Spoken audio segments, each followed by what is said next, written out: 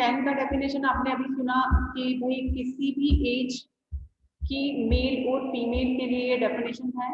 Section 10, the word male denotes a male human being of any age. जैसे यहाँ पर एक बार एक्सप्लेन कर दिया गया है कि मेल का डेफिनेशन क्या होगा, एनी ऑफ एज, ठीक है।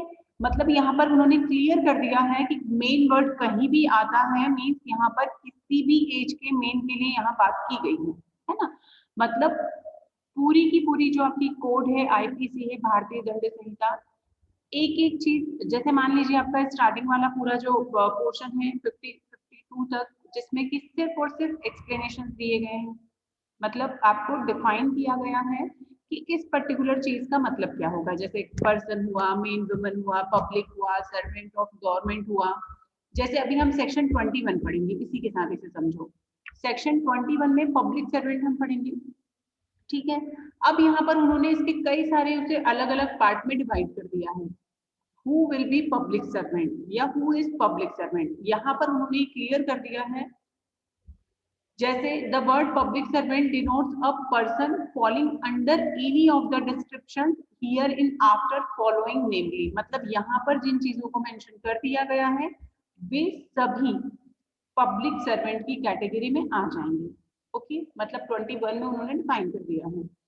अब मान लीजिए कि पर्टिकुलर आगे की कहीं किसी सेक्शन में पब्लिक सर्वेंट का कहीं नाम भी आता है, तब कोर्ट के सामने या जब भी इस तरह का कोई मैटर जाता है तो क्या पब्लिक सर्वेंट का डेफिनेशन या उसका इंटरप्रिटेशन कोर्ट या मजिस्ट्रेट या वो एडवोकेट या विक्टिम या एक्यूज्ड अपने हिसाब से लगा ले कि ये होना चाहिए या ये हो सकता है या ये मान लीजिए नो। क्यों? क्योंकि 21 में ऑलरेडी हमारे पास स्पेसिफिक उन्होंने प्रॉपरली हमें बता दिया है कि 21 में पब्लिक सर्वेंट में ये जितने भी लोग हैं जो आपको यहाँ पर दिख रहे हैं ये सारे उस कैटेगरी में आएंगे, इंक्लूडिंग इलस्ट्रेशन और एक्सप्लेनेशन। ओके, अब अगर मैं ये मान लूं कि मैं मेरी कन्वीनियंस के हिसाब से या मेरी कन्वीनियंस के हिसाब से मैं कोई ऐसा केस है जिसमें मुझे ऐसा चाहिए कि पब्लिक सर्वेंट का डेफिनेशन मैं अपने हिसाब से कुछ बना लूं, तो ना तो मजिस्ट्रेट ही कर सकता है, ना अक्यूज कर सकता है, ना विक्टिम कर सकता है, ना ही कोई पब्लिक प्रोसिक्यूटर या प्राइवेट लॉयर कर सकता है। क्यों? ऑलरेडी अब आप 7 पे आ जाइए, सेक्शन 7 पे क्या बोला गया है, sense of expression once explain. जब एक बार किसी चीज को यहाँ पर एक्सप्लेन कर दिया गया है, उसे प्रॉपरली एक्सप्रेस कर दिया गया है, मतलब यहाँ पर आपका ये जो पार्ट है वो इंटरप्रिटेशन वाला पार्ट है। एक बार किसी चीज की प्रॉपर इंटरप्रिटेशन को हिंदी में बोला जाता है निर्वचन और व्याख्या। अगर किसी चीज की एक बार हमने व्याख्या कर दी, उसे समझा दिया, उसका इंटरप्रिटेशन कर दिया, निर्वचन कर दिया, देन अब आप उसका नया सेंस नहीं लगाएंगे। जो सेंस एक बार यहाँ पर एक्सप्लेन कर दिया गया है दैट्स इट। आप और उसके पीछे जो रीजन है ये मैंने जो भी कहा ना कि कोई भी उसका मन से इंटरप्रिटेशन ना कर ले। जैसे मैंने कहा भाई मजिस्ट्रेट के पास अगर ये लिस्ट नहीं हो पब्लिक सर्वेंट में, वो किसे लेके, कॉन्ट्रेक्चुअल को ले लें या नहीं लेंगे, जिसका अपॉइंटमेंट हुआ है उसे लेंगे, जिसका सिलेक्शन हुआ है उसे लेंगे, क्या हम पंचायत में से पंचायत में जो सरपंच है उसे ले लें, क्या हम विधायक को ले लें। तो यहाँ पर ये चीजें अब हमारे पास किसी भी तरह का डाउट नहीं है। क्यों? क्योंकि 21 में ऑलरेडी क्लियर कर दिया है कि पब्लिक सर्वेंट कौन होगा, जो यहाँ पर फॉलोइंग दिखा दिए गए हैं। मतलब आईपीसी में जिन जिन चीजों को एक बार एक्सप्लेन कर दिया गया है उसे उसी सेंस के साथ आपको समझना है। मैंने लास्ट लेक्चर में भी एक एग्जांपल दिया था कॉन्ट्रैक्ट के डेफिनेशन के लिए, किसी भी तरह का कॉन्ट्रैक्ट को हम डेफिनेशन के लिए कहाँ जाते हैं, कॉन्ट्रैक्ट एक्ट में। क्या हम अग्रीमेंट के लिए कहाँ जाते हैं, वही। क्या हम अपने हिसाब से नया कोई डेफिनेशन निकाल लें, अपने हिसाब से उसका इंटरप्रिटेशन कर लें, नहीं। वर्ड टू वर्ड जब चीजें एक्सप्लेन की जा चुकी हैं देन आपको उन्हीं के अकॉर्डिंग चलना है, उन्हीं के अकॉर्डिंग उसे मानना है। उसका वही सेंस होगा जो once we have explained, sense of expression once explained। हर जगह आप कोड में कहीं भी वो वर्ड यूज हुआ उसका वही सेंस होगा जो एक बार एक्सप्लेन कर दिया गया। अभी क्लियर हुआ संघमित्रा? Yes ma'am. किरण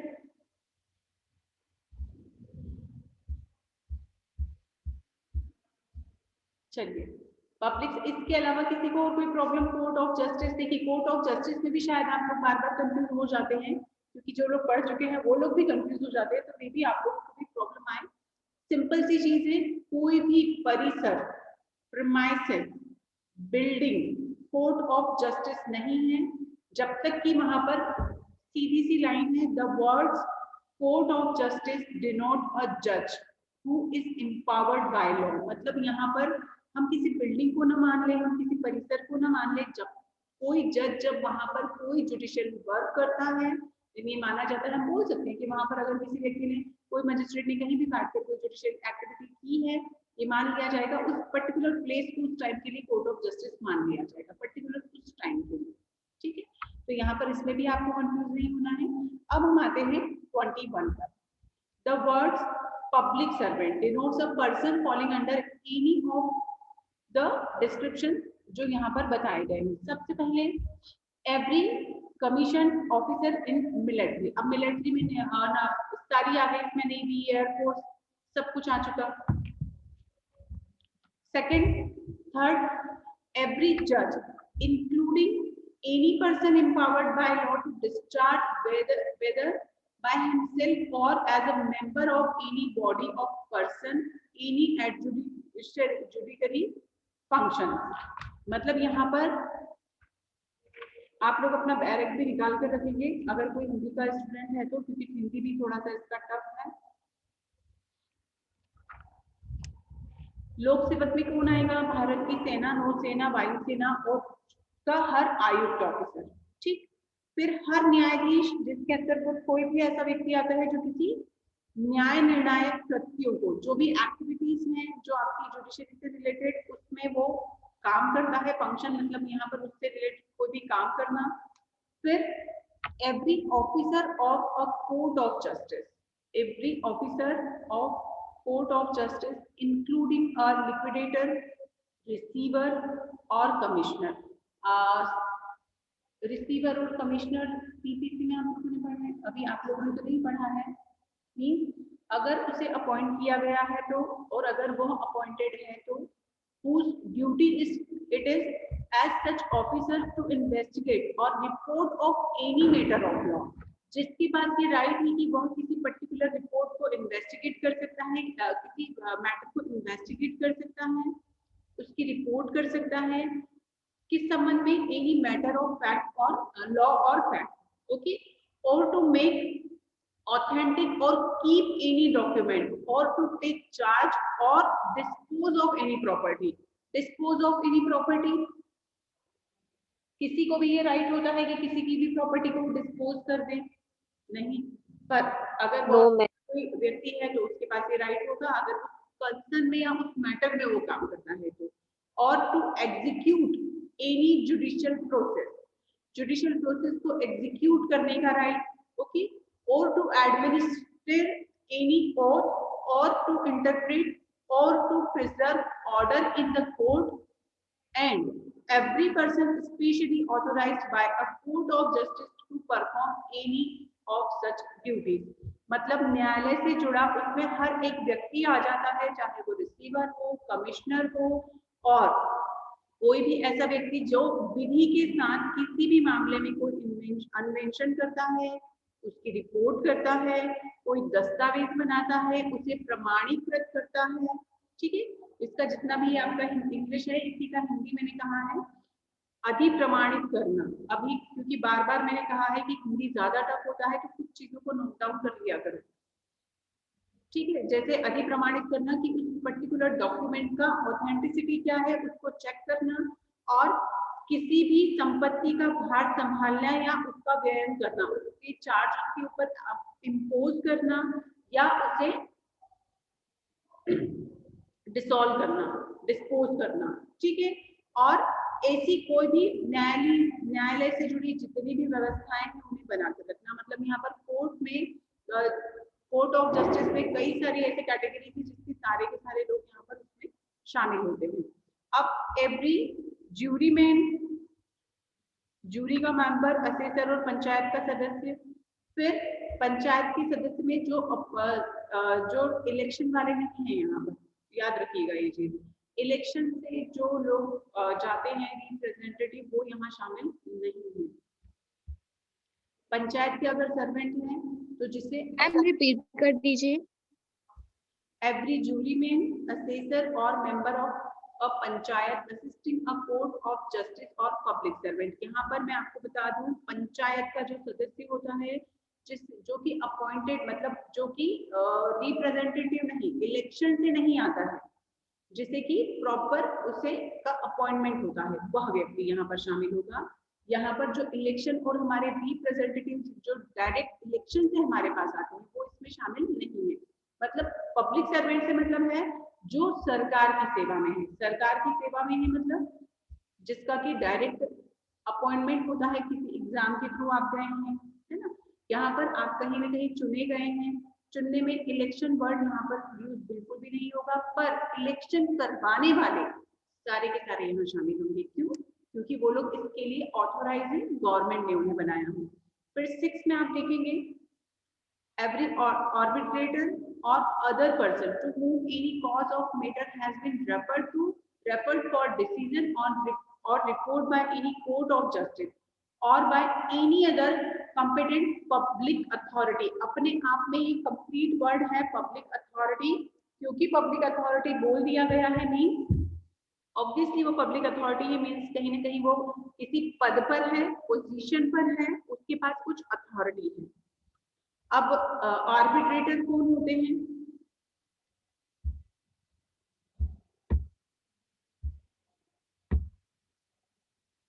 आर्बिट्रेटर कौन होते हैं सुमित्रा?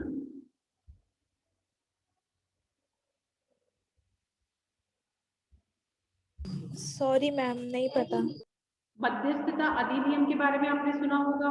आर्बिट्रेशन का एक एक्ट होता है और इधर एक बॉडी होती है। Yes ma'am, yes ma'am, yes ma'am, yes ma'am, आ गया यार। उसमें कुछ मैटर्स ऐसे होते हैं सिविल के, जिसमें सिविल के मैटर में स्पेशली ये होता है कि मान लीजिए कि दोनों पार्टी हैं, दोनों पार्टी मिलकर उसका कोई सोल्यूशन नहीं निकाल पाती हैं, तो वो जो मैटर है वो पहले आर्बिट्रेटर्स को भी भेजा जाता है, मतलब उनसे पूछा जाता है।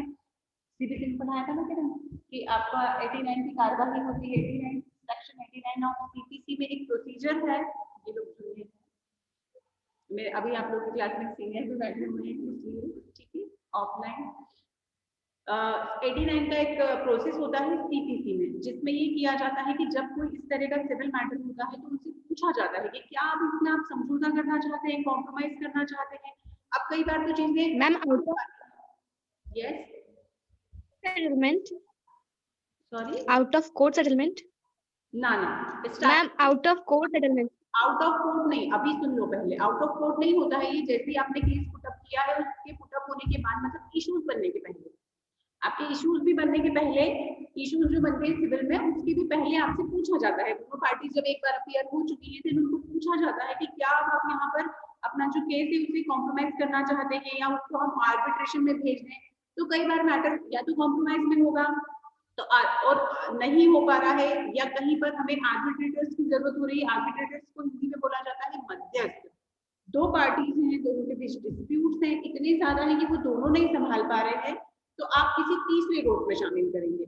अब ये जो तीसरा पर्सन है मतलब उसके पास क्या है, उसके पास अथॉरिटी एवरी आर्बिट्रेटर्स और the person other person to whom any cause or matter has been referred for decision और रिपोर्ट।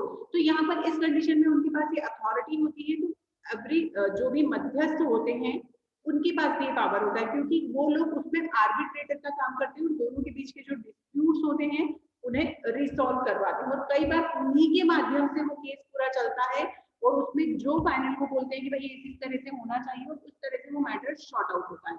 तो उसमें मेन जो भूमिका होती है, जो रोल होता है वो किसका होता है? आर्बिट्रेटर का होता है।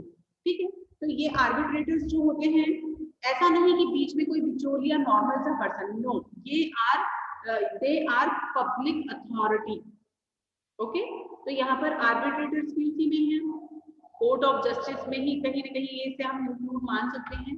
देन 7th में है आपका every person who holds any office by virtue और of which he is empowered to place or keep any person in confinement। confinement का मतलब क्या होता है, किसी को पता है?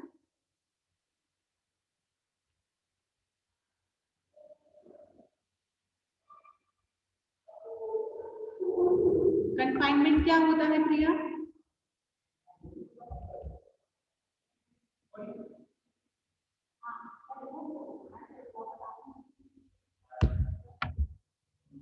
अरे किसी को परिरोध में रखना, रोक कर रखना। अभी बांध कर रखना, जाने नहीं देना कहीं। जाने नहीं देना, बांध के रखना। करिए गूगल। सिंपली अगर मैं ये करूँ कि मैं किसी को रोक कर रखती हूँ, ठीक है, तो क्या मेरे पास ये राइट है? क्या मैं ये ऐसा करती हूँ अगर कि मैंने किसी व्यक्ति को 3 दिन के लिए कमरे में बंद करके रखा हुआ, तो क्या ये क्राइम होगा? विदाउट हिज कंसेंट और हर कंसेंट? Yes ma'am. यस, मतलब कि अगर किसी को कन्फाइनमेंट में रखना है, सिंपली जैसे मान लीजिए पुलिस लॉकअप में किसी को बंद किया जाता है, तो कौन करता है? पुलिस ऑफिसर्स, मतलब उनके पास ये राइट है। Then he will be public officer, definitely कि वो कौन होगा हमारे लिए? Public officer. क्या हम लोगों को ये राइट है कि हम किसी को बंद कर दें, किसी भी पर्सन को कहीं पर भी? नहीं। कई बार इस तरह पर, अब जैसे कि 24 घंटे तक तो पुलिस वालों को है, अथॉरिटी को रखेंगे जब तक कि उसका एक बार उसको मजिस्ट्रेट के सामने जो भी जो उसको नहीं भेजा जाता है, मतलब उनके पास ये अथॉरिटी है। अथॉरिटी है मतलब वो पब्लिक सर्वेंट है। फिर every officer of the government whose duty is it is as such officer to prevent offense, to give information of offense, to bring offenders to justice or to protect the public health, safety of और convenience. ये कौन होंगे जो 8 point में बताए गए हैं? लगभग कौन सी कैटेगरी है हमारे यहाँ एडमिन की, एडमिनिस्ट्रेशन की, जो इस कैटेगरी को बिलोंग करती है? Every officer of the government whose duty it is as such officer to prevent offense, to give information to of offenses, to bring offenders to justice or to protect the public health, safety or convenience। ये काम कौन करता है हमारे लिए? कौन सा वाला एडमिनिस्ट्रेशन वाला पार्ट ये कवर करता है? अरे पुलिस, पब्लिक एडमिनिस्ट्रेशन। हाँ, पब्लिक एडमिनिस्ट्रेशन का एग्जीक्यूटिव पार्ट है। एग्जीक्यूटिव में कौन? Yes, ma'am. Police department. आपको सेफ्टी कौन देगा? Public health, safety, police. ये सारे इसमें जितने भी आते हैं वो सारे इसमें आ जाएंगे। मतलब मेजर पार्ट पुलिस कवर करता है इस पर्टिकुलर सेक्शन को। ऑफेंस, अपराध को कौन रोकता है? उनसे उसका निवारण कौन करता है? उनके कंसर्न में जानकारी कौन देता है? फिर अगर किसी के साथ ऑफेंस हो चुका है देन उसको जस्टिस दिलाने का काम कौन करता है? ज्यादातर चीजें आपकी पुलिस डिपार्टमेंट को कवर करती हैं 8 की। Then 9, every officer. किसका माइक खुला है?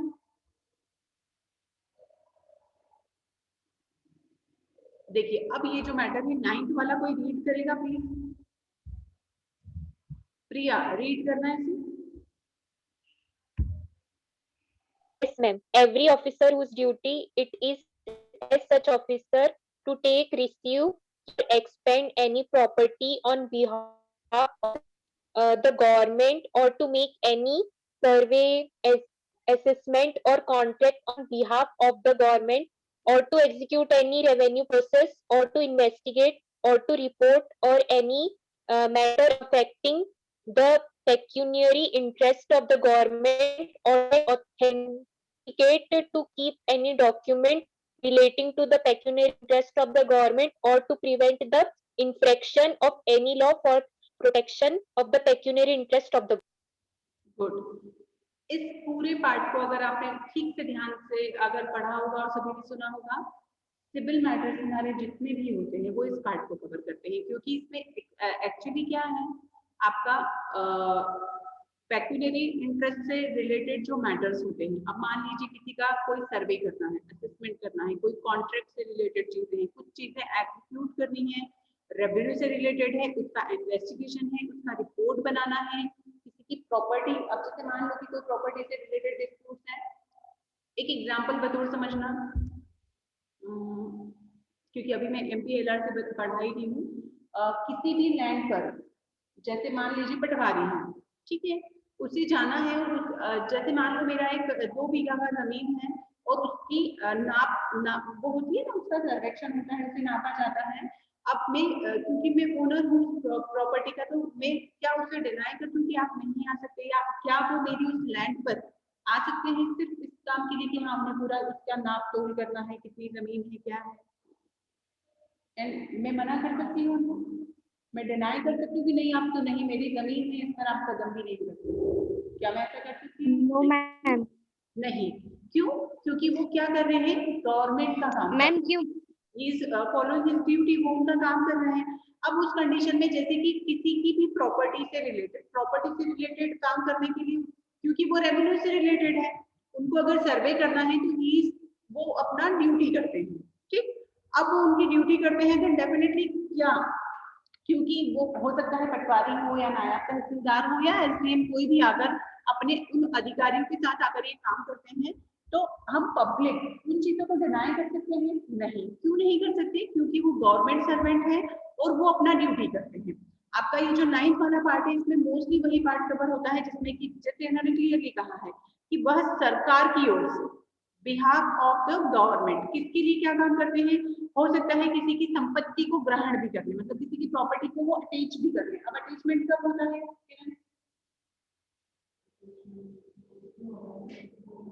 सिविल केस में अटैचमेंट होता है। क्यों होता है? मान लीजिए आपने किसी तरह का कोई ऐसा एक्ट किया है, आपके ऊपर किसी तरह के कोई लाइबिलिटीज है, आपके ऊपर किसी की डिग्री पास हो चुकी है, आपको किसी को उसका अमाउंट पे करना है, आप उस कंडीशन में आपकी प्रॉपर्टी अटैच भी की जा सकती है। बट अटैच कौन कर लेगा? मैं हूँ victim, victim in the sense कि मैं प्लांटिव हूँ, मैंने केस लगाया है, तो क्या मैं खुद जाकर कर लूंगी? नो। इसमें कौन इन्वॉल्व होगा? Public servant. पब्लिक सर्वेंट को ये राइट है, चाहे मैं, मेरे साथ गलत हुआ, चाहे उसने मुझे फ्रॉड किया, चाहे मैं प्लांटिव हूँ, बट ये सारा काम करने वाला कौन होगा?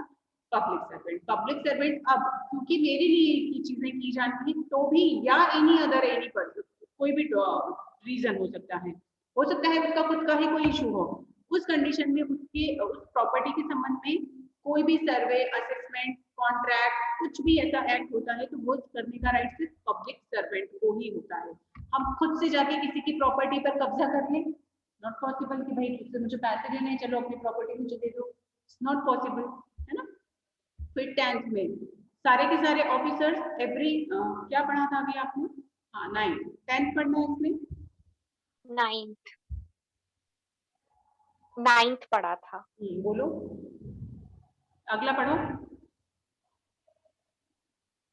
10th, every officer whose duty it is as such officer to take, receive, keep or expend any property, to make any survey or assessment, or to levy any rate or tax for any secular common purpose of any village, town or district, or to make, authenticate or keep any document for the ascertaining of the rights of the people of any village, town or district. Same ये भी होगा कि कोई भी, even कोई ग्राम पंचायत है, कोई तहसील है, ब्लॉक है, डिस्ट्रिक्ट है, वहां पर कोई भी ऐसा पर्सन जो इस तरह की कोई भी एक्टिविटीज करता है वो कौन होगा? पब्लिक सर्वेंट होगा।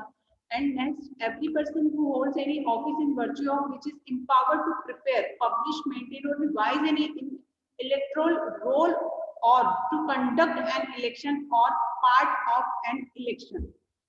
इलेक्शन करवाने के लिए हमारे पास इलेक्शन कमीशन है, उनके साथ उनके कई लोग हैं, ऑफिसर्स हैं जो कि ये काम करते हैं। मैंने अभी स्टार्टिंग में कहा था कि जो रिप्रेजेंटेटिव है वो इसका पार्ट नहीं है, पर जो इलेक्शन करवाते हैं वो इसका पार्ट है। क्यों? क्योंकि दे आर ऑथोराइज्ड। ओके, चल एवरी पर्सन। अब यहाँ पर आपको क्या करना है, सभी स्टूडेंट सुन ले ये चीज। आपको अगर इसे एज इट इज तो थोड़ा सा टफ होता है कि याद रखा जाए, बट हाँ आप इसके हिसाब से एक सेंस हमको समझ में आ जाता है कि कौन कौन पब्लिक सर्वेंट की कैटेगरी में आते हैं, है ना। मतलब सिंपली वैसे हम सबको पता है, बट यहाँ पर एक लिस्ट उन्होंने दे दी है कि इतनी चीजें क्लियरली पब्लिक सर्वेंट की कैटेगरी में आती हैं। जैसे every person who holds any office in virtue, election वाला हुआ। फिर every person in the service of pay of the government और remunerated by fee or commission for the performance of any public duty by the government। इसी तरह आपका in the service of pay of local authority corporation established by under the central provincial और state act of government company as defined in section 617 of the companies act 1956।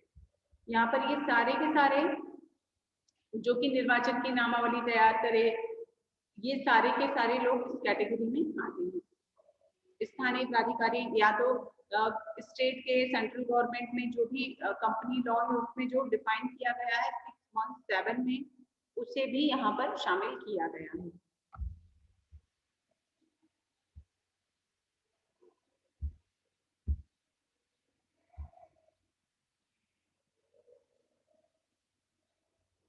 अब देखिए, a municipal commissioner is a public servant, clearly mention कर दिया गया है यहाँ पर। अब फिर से एक बार सेक्शन 7 के साथ यहाँ पर ये देख लो संघमित्रा। अब जैसे एक बार यहाँ क्लियर कर दिया गया है कि a municipal commissioner is a public servant, क्या वो है? तो अभी क्वेश्चन आना ही नहीं चाहिए पूरी आईपीसी में कहीं पर भी कि क्या म्युनिसिपल कमिश्नर एक पब्लिक सर्वेंट है।